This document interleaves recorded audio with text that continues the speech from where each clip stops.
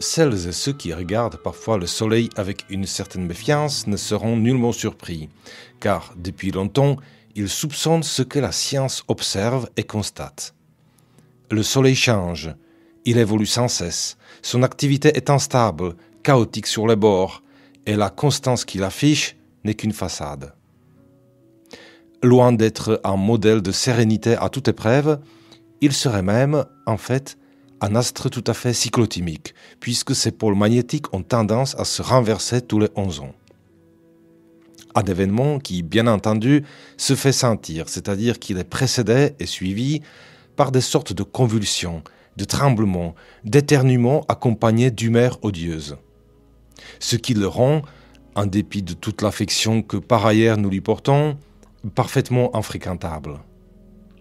Et si vous avez l'impression que depuis quelques semaines, le monde est encore plus tendu que d'habitude, c'est peut-être parce que notre cher Soleil est sur le point d'entrer dans une phase critique de son cycle de 22 ans. Autrement dit, il vaut mieux éviter de lui adresser la parole jusqu'à 2025 au moins. Ou plutôt, vous pouvez lui adresser la parole comme vous voulez. Vous pouvez l'ignorer et faire semblant de ne pas le connaître. Vous pouvez lui chuchoter des mots doux à l'oreille, mais n'oubliez pas que cela ne l'empêchera pas de vous cracher dessus jusqu'à plusieurs milliards de tonnes de plasma à 1 million de degrés à une vitesse entre 100 et 2500 km par seconde. C'est ce qu'on appelle communément un truc de malade, même si le mot scientifique précis est EMC, pour dire éjection de masse coronale. Heureusement, il se trouve que par une sorte de concours de circonstances, pour ne pas dire miracle, la Terre dispose d'un bouclier protecteur. C'est le champ magnétique de la Terre qui fait dévier le flux de particules éjectées par le Soleil, ce qui se manifeste notamment par les célèbres aurores boréales dans l'hémisphère nord et les aurores astrales dans l'hémisphère sud.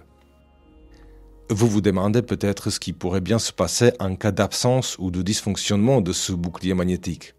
Eh bien, pour aller vite, ce ne serait pas forcément très agréable. Lorsque les flux électromagnétiques issus des éruptions solaires arrivent à percer la magnétosphère terrestre, cela se traduit certes par des aurores observées à des latitudes exceptionnelles, comme par exemple des aurores à Honolulu en 1859, ou encore plus récemment et dans une moindre mesure en France. Mais surtout, cela se traduit par une tempête électromagnétique qui perturbe les télécommunications, les satellites, les GPS et peut sérieusement endommager les réseaux et les équipements électriques et électroniques. En 1921, par exemple, un orage électrique fait sauter le réseau pour 130 millions d'Américains. Et une chose similaire se produit en 1989 au Québec. Mais revenons en 2024.